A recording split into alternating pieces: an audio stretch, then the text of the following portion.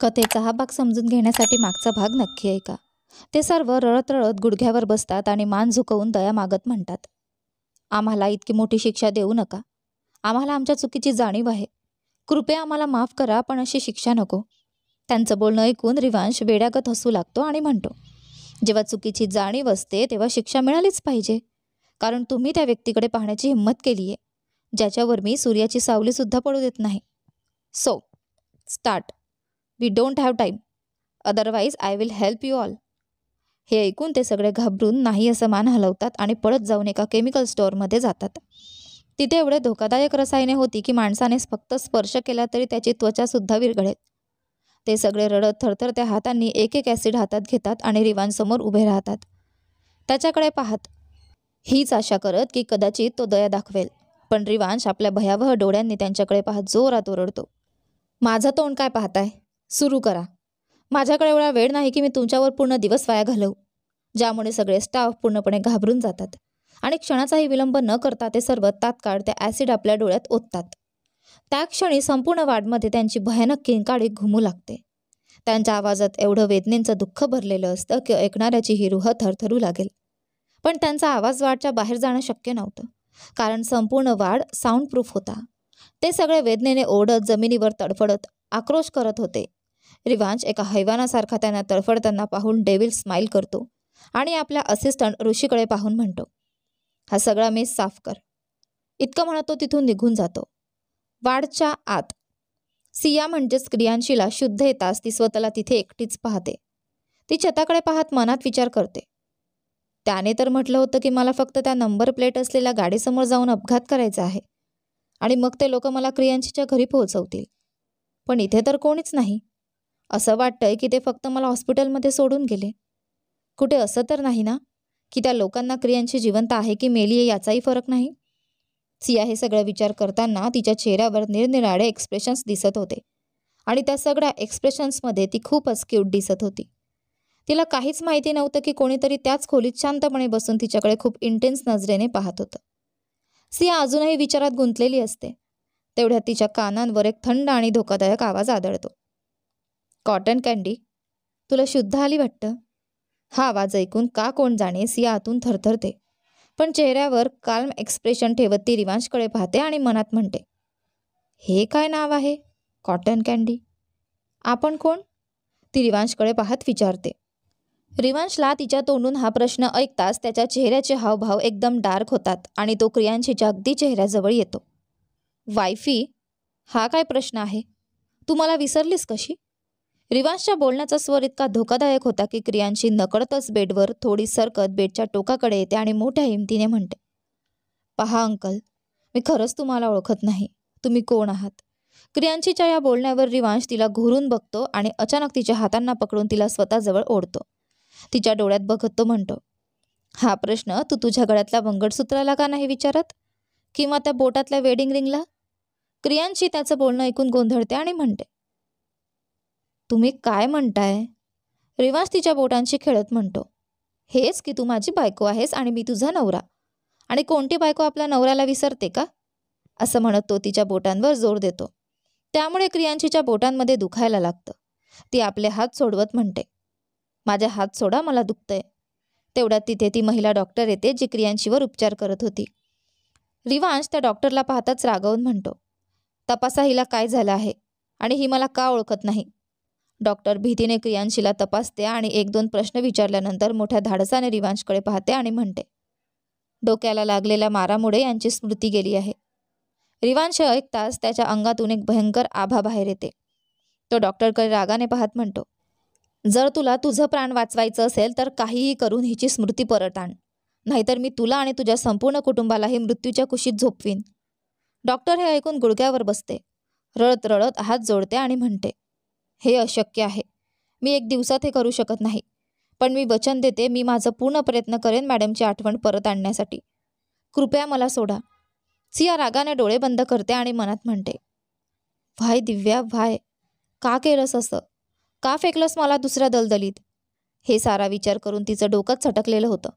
दिव्याने तिच्याशी क्रियांशीच्या लग्नाबद्दल काहीच न सांगितल्याने ती अस्वस्थ होती. ती विचार करत होती तेवढ्यात रिवांश आणि डॉक्टरचा संवाद ऐकून तिचं डोकं ठणकायला लागलं. तिला काहीच कळत नव्हतं. एका सैतानाच्या तावडीतून ती दुसऱ्याच्या हातात कशी आली. रिवांश एक नजर डॉक्टरकडे पाहतो आणि ओरडतो, गेट आउट. हे 2 शब्द त्या डॉक्टरसाठी खजिन्यासारखे होते.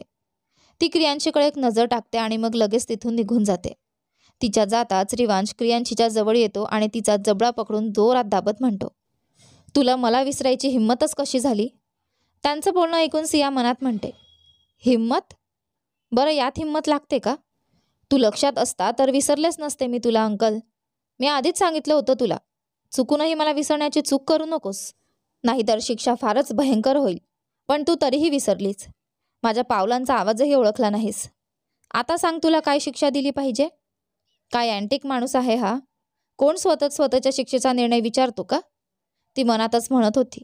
तिच्याकडून काही उत्तर न मिळाल्याने रिवांश थोडा मोठ्या आवाजात म्हणतो, उत्तर दे. क्रियांशी आपल्या भीतीवर ताबा ठेवत म्हणते, पहा मिस्टर, मी तुम्हाला ओळखत नाही आणि तुम्ही म्हणताय की तुम्ही माझा नवरा आहात, तर त्याचा काय पुरावा आहे तुमच्याकडे? क्रियांशीचं बोलणं ऐकून रिवांशच्या चेहऱ्यावर एक हसू येतं. तो तिला घुरत म्हणतो, म्हणजे माझ्या कॉटन कँडीला बोलताही येतं? क्रियांशी त्याच्याकडे अशा नजरेने पाहते जणू काही तो वेडाच आहे. मग ती रिवांशवर ओरडते, तुम्ही खरंच वेडे आहात का, की फक्त वेड्यासारखं वागण्याचं नाटक करता? म्हणजे एवढ्या मोठ्या मुलीला विचारता तुला बोलता येतं का? 5 वर्षांचं मुलंही बोलू शकतं. मी तर 18 वर्षांची आहे. आणि ही फालतू बडबड सोडा, मला फक्त माझ्या प्रश्नाचं उत्तर द्या. आज क्रियांशी भीती न बाळगता बोलत होती हे पाहून रिवांशला फार आवडलं. तो तिच्यात रस घेत म्हणतो, कॉटन कँडी, मी आधीच तुला सांगितलं ना, तुझ्या गळ्यात घातलेलं हे मंगळसूत्र हे सिद्ध करतं की तू माझी आहेस, आणि ही वेडिंग रिंग सिद्ध करते की तू माझी पत्नी आहेस. क्रियांशी ती चेन हातात घेते आणि म्हणते, ही तर एक नॉर्मल चेन आहे. हे तुला मंगळसूत्र कसं वाटतंय? आणि ही रिंग? होऊ शकतं मी नॉर्मल विकत घेऊन घातलेली असेल. खरं सांगू का, मला वाटतं तू माझा नवरा नाहीस. तू फक्त माझी स्मृती गेल्याचा फायदा घेत आहेस. कारण तुझं वागणं आणि तुझे डोळे इतके भयंकर आहेत की कोणतीही मुलगी भीतीने तुझ्या आसपास फिरकली सुद्धा नसती. आणि जेव्हा तुझ्या गाडीसमोर माझा अपघात झाला तेव्हा तू मला हॉस्पिटलला नेलं, आणि जेव्हा तुला समजलं की माझी स्मृती गेली आहे तेव्हा तू ठरवलं का नाही या गोष्टीचा फायदा घ्यावा, आणि मग मी बेशुद्ध असताना तू हे मंगळसूत्र आणि लॉकेट घातलं असेल आणि हॉस्पिटलमधल्या सगळ्यांसमोर मला बायको म्हणून घोषित केलं असेल. म्हणून मिस्टर, मी आधीच सांगते, माझी फक्त स्मरणशक्ती गेली आहे, पण माझं डोकं अजूनही व्यवस्थित काम करत आहे. म्हणून मला मूर्ख बनवायचं बंद करा, कारण मला तुमच्यासारख्या अंकलमध्ये अजिबात इंटरेस्ट नाही. आणि जर मी लग्नाचा विचार केला असता तर माझ्या वयाच्या एखाद्या मुलासोबत केले असते, तुमच्यासारख्या अंकलसोबत नाही. रिवांश, जो खूप वेळापासून तिच्या बोलण्यात रस घेऊन ऐकत होता, पण तिचं शेवटचं वाक्य ऐकताच त्याचा चेहरा रागाने काळवंटतो. त्या खोलीतलं तापमान जणू अचानक कमी झालं होतं. तो क्रियांशीकडे रोगून बघतो आणि एका झटक्यात तिला आपल्या मांडीवर ओढून घेतो. मी तुला बोलायचं स्वातंत्र्य काय दिलं, तू तर काहीतरीच बोलायला लागलीस. बहुतेक तुला आठवण करून द्यावी लागेल की मी कोण आहे, असं म्हणत रिवांशच्या चेहऱ्यावर एक भयानक हास्य उमटतं. तो पुढे होतो आणि एका हाताने तिच्या गळ्यावर पकड घेत तिला मागे वाकवतो आणि मग अचानक तिच्या ओठांवर आपले ओठ टेकवतो. तो किस खूप लांब आणि उत्कट होता. रिवांश तिच्या ओठांवर किस करत होता आणि त्यांना हलक्यात चोखत होता. जसजशी क्रियांशी त्याच्यापासून दूर होण्याचा प्रयत्न करू लागते, रिवांशला राग येतो आणि तो रागाच्या भरात क्रियांशीच्या ओठाला चावतो. जेव्हा तो तिला सोडतो तेव्हा तिच्या ओठातून रक्त वाहत असतं. रिवांश आपला अंगठा तिच्या ओठावर ठेवतो आणि एक भयंकर हास्य करत म्हणतो, आता तरी मी आठवला असेन तुला, असं म्हणत तो तिला ओढून उभं करतो. तेव्हा त्याचं लक्ष तिच्या गालांवर पडलेल्या बोटांच्या खुणांकडे जातं. हे पाहून तो डोळे बंद करतो आणि क्रियांशीला ओढून आपल्या मिठीत लपवतो. पण क्रियांशी त्याच्यापासून सुटण्याचा प्रयत्न करू लागते. मात्र रिवांश तर रिवांशच होता. त्याची पकड अजून घट्ट होते. थोड्या वेळाने तो तिला सोडतो आणि तिचे गाल आपला अंगठा वापरून दाबतो. त्यामुळे क्रियांशी वेदनेने कळवळते. यात त्रास होतोय का? रिवांशच्या या प्रश्नाने क्रियांशीला खूप राग येतो. ती मनातल्या मनात त्याला शिव्या घालते. बेवकूफ प्राणी, जखम आहे तर वेदना होणारच ना, काय वेडाच आहे हा. खरंच त्यापेक्षा मी त्या कैदेतच बरी होते. क्रियांशी त्याच्या प्रश्नाला उत्तर देत नाही, तशीच मान झुकवून उभी राहते. तेव्हाच रिवांश एका भीषण आवाजात म्हणतो, बोल, यात त्रास होतोय का? क्रियांशी तरीही काही बोलत नाही. तिला त्याच्याशी बोलावंसं अजिबात वाटत नव्हतं. ती एखाद्या पुतळ्यासारखी मान झुकवून उभी होती. आता रिवांशला तिच्या अशा वागण्याचा राग येतो. तो जोरात भिंतीवर एक घाव घालतो. त्याचा तो आवाज ऐकून क्रियांशी घाबरून डोळे घट्ट बंद करते आणि पटकन होकारार्थी मान हलवू लागते. जेव्हा रिवांश बघतो की क्रियांशी त्याच्या बोलण्याला प्रतिसाद देते, तेव्हा त्याचा थोडासा राग शांत होतो. तो तिला आणखी जवळ ओढतो आणि तिच्या गालांवर एक सौम्य चुंबन घेतो, जिथे अजूनही बोटांचे निशाण होते. रिवांश तिच्याकडे पाहत म्हणतो, लिसन टू मी केअरफुली. क्रियांशी त्याचं ऐकते, पण काहीच बोलत नाही. तेव्हा तो पुढे म्हणतो, तू आता माझ्यापासून कधीच दूर जाऊ शकत नाहीस. तुझ्या प्रत्येक श्वासावर फक्त माझा हक्क आहे. आणि ही गोष्ट तू जितक्या लवकर समजून घेशील तितकंच तुझ्या भल्यासाठी बरं होईल. कारण आता तुला माझ्याजवळच राहावं लागणार आहे. नाही, मला तुमच्यासोबत राहायचं नाही. मला इथून निघून जायचं आहे. I hate you. तुम्ही खूप वाईट आहात. मला तुमच्याशी तिरस्कार आहे. क्रियांशी जवळजवळ ओरडतच म्हणते. हे ऐकून रिवांश तिचे सोनेरी केस मागून ओढतो आणि म्हणतो, but I can't stop my self baby girl. तुला माहिती आहे का, तुझ्या आयुष्यातली सगळ्यात मोठी चूक हीच आहे की तू परत माझ्यासमोर आलीस. चुकून का होईना, पण आता जेव्हा तू माझ्यासमोर आली आहेस तर मी तुला सोडणारा नाही. मग तो तिच्या मानेला आपल्या ओठांनी स्पर्श करत म्हणतो, आणि आता तरी तुला आठवलं का मी कोण आहे? त्याच्या या प्रश्नावर अचानकच क्रियांशीच्या तोंडून निघून जातं, दक्ष. रिवांश तिच्या ओठांच्या अगदी जवळ आपल्या कान्हेत म्हणतो, काय म्हटलं तू? एकदा परत सांग. नीट ऐकलं नाही मी. रिवांशाचा आवाज ऐकताच क्रियांशी आपल्या विचारांमधून बाहेर येते आणि घाबरत म्हणते, नाही नाही, तू मला आठवत नाहीस. मग ती स्वतःशीच बोलते, तुझा हा स्पर्श इतका ओळखीचा का वाटतोय? असं का वाटतंय की मी तुला आधीपासूनच ओळखते? तुझं हे वेडसर वागणं मला त्याची आठवण का करून देतंय, ज्याला मी विसरायचं ठरवलंय? तू आहेस तरी कोण, ज्याला मी ओळखूनही ओळखू शकत नाहीये? रिवांश तिच्या कानाजवळ श्वास टाकत म्हणतो, तू मला ओळखू शकत नाहीस, कारण मी जो दिसतो तो मी नाही, आणि जो आहे तो मी दिसत नाही. म्हणूनच माझं फार डोक्यावर घेऊ नकोस माझी जान.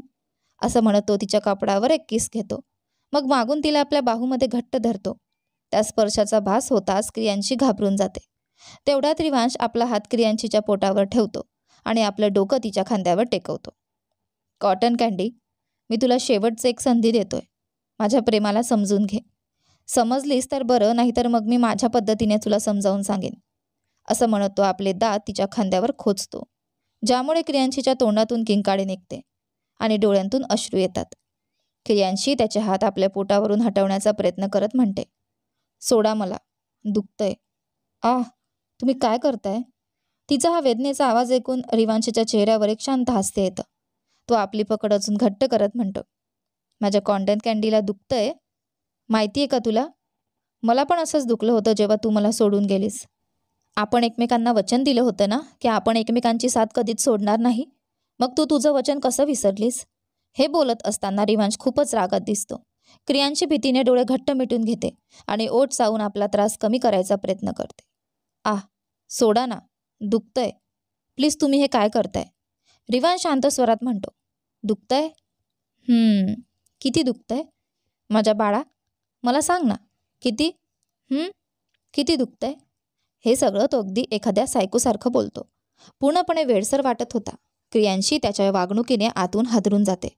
एक क्षण तिला वाटतं की इथून पळून जावं, पण दुसऱ्या क्षणी तिचं मन सांगतं की ती आपल्या दिलेल्या वचनाला तोडू शकत नाही. रिवांश हसत तिच्या जवळ येतो. तिच्या केसांची एक लट बाजूला करत म्हणतो, ओह, माझ्या कॉटन कँडीच्या खांद्यावर तर खूण आली आहे. दुखतंय ना? पण हे दुखणं मी दिलंय ना, तर मलम पण मीच लावणार. क्रियांशीच्या डोळ्यांतून वेगानं अश्रू वाहत होते. तिचा चेहरा रडून लाल झाला होता. ती भीतीने डोळे भरून रिवांशकडे पाहत होती, जो त्या क्षणी एखाद्या राक्षसासारखा वाटत होता. रिवांश तिच्या कपाळावर असलेली जखम दाबत म्हणतो, दुखतंय का?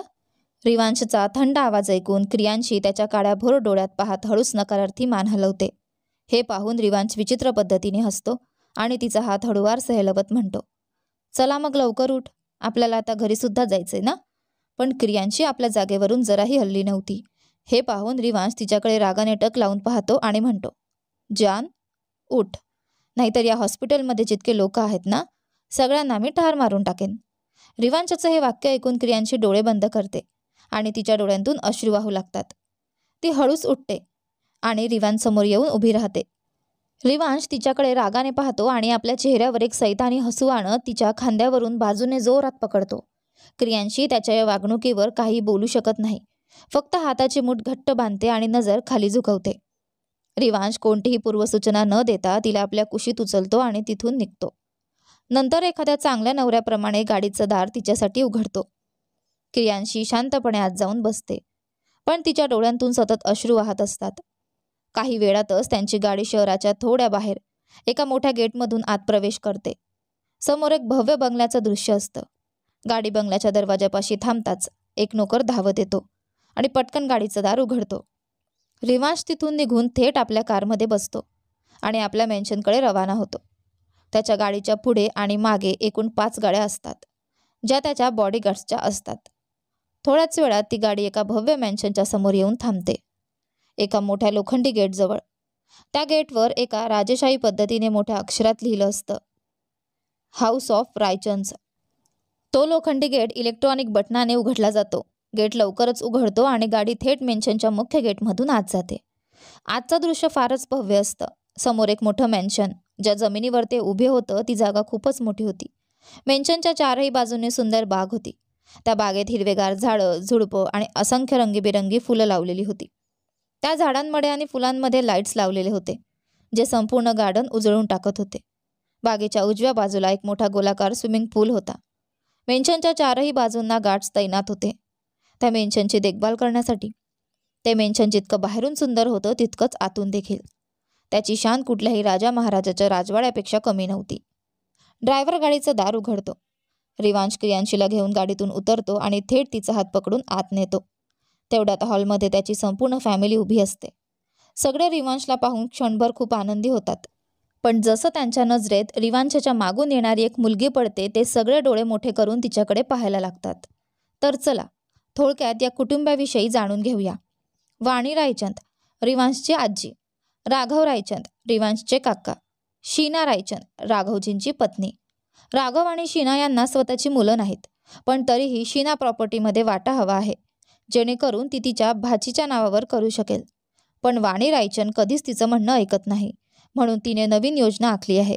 आपल्या भाचीला रिवांशची लग्न लावून देणं आणि संपूर्ण संपत्तीवर स्वतःचा वर्चस्व निर्माण करणं. रिवांशला एक भाऊ आणि एक बहीण आहे, रेहान आणि शिवी. रिवांश त्यांना जीवापाड प्रेम करतो. रिवांश लहान असतानाच एका कार ॲक्सिडेंटमध्ये त्याचे आईवडील गूढरित्या गायब झाले होते. काही दिवसांनी त्यांचे मृतदेह सापडले. आजी वाणी रायचंद यांनीच तिघांनाही वाढवले. आता पुन्हा कथेकडे वळूया. शीना क्रियांशीकडे पाहत विचारते, ही मुलगी कोण? पण त्याआधीच रिवांशचा रागाने भरलेला आवाज ऐकू येतो. माझी पत्नी आहे ही. आदराने बोला. आणि हो, मी तुम्हाला सांगितलं होतं ना की तिची नीट काळजी घ्या. मग ही मेन्शनच्या बाहेर कशी गेली? शेवटचं वाक्य इतकं जोरात बोललं जातं की शीना घाबरून 2 पावलं मागे जाते. क्रियांशी तर एवढी घाबरते की तिच्या अंगात थरकाप होतो. ती सगळ्यांकडे पाहत आपल्या मनात म्हणते, हद्द आहे. हा तर आपल्या घरच्यांनाही घाबरवतो. माझ्याशी काय वागणूक देईल देव जाणे. शीना घाबरत म्हणते, सॉरी बेटा, माझी चूक होती, पुढे लक्ष देईन. रिवांश रागाने तिला घुरतो आणि विचारतो, मग तुमच्या चुकीसाठी काय शिक्षा हवी? तेवढ्यात वाणी रायचंद मध्ये येतात आणि क्रियांशीला डोक्यापासून पायापर्यंत पाहतात. त्या म्हणतात, एकतर ही बिचारी इतकी जखमी आहे आणि तू तिला असं उभं ठेवलं आहेस. मग कधीही ओरड, पण आत्ताच तिला आपल्या नाचसून म्हणून रूममध्ये घेऊन जा. रिवांश सगळ्यांकडे एकदा घुरून पाहतो आणि शिवीला सांगतो, क्रियांशीला रूममध्ये घेऊन जा. तेवढ्यात तो क्रियांशीच्या कानाजवळ जाऊन म्हणतो, कॉटन कँडी, मी जेवढा बाहेर आहे तेवढा वेळ मजा करून घे, कारण मी आलो की तुझी शिक्षा सुरू होईल. क्रियांची ही गोष्ट ऐकून आतून घाबरते, पण चेहऱ्यावर काहीच दिसू देत नाही. रिवांश जाईपर्यंत सगळे लोक क्रियांशीला घुरून पाहत असतात, पण क्रियांशी नेहमीप्रमाणे नजर खाली झुकवलेली असते आणि तिच्या डोळ्यात कसलाही भीतीचा भाव नव्हता. जेव्हा तिला सगळ्यांच्या नजरा सहन होत नाहीत तेव्हा ती वैतागून पायऱ्यांवर चढत म्हणते, जर तुमचे डोळे भरून बघून झालं असेल तर कोणीतरी मला माझ्या रूमचं डायरेक्शन दाखवेल का? तिचं बोलणं ऐकून रोहनचा चेहरा आश्चर्यचकित होतो. तो तिला घुरून म्हणतो, तू खरंच माझीच वहिनी आहेस ना? क्रियांशी त्याच्याकडे विचित्र नजरेने पाहत आपल्या मनात म्हणते, हे बापरे, आता हे लोक असं काही विचारतायत. तर यापुढे काय झालंय ते पहा आपल्या या कथेच्या पुढच्या भागांमध्ये. पण तोपर्यंत तुम्हाला आजचे हे भाग कसे वाटले कमेंट करून नक्की सांगा. तुम्हाला कथा आवडली असेल तर व्हिडिओला लाईक करा, शेअर करा, सबस्क्राईब करा आणि हो नोटिफिकेशन बेल नक्की दाबा. धन्यवाद.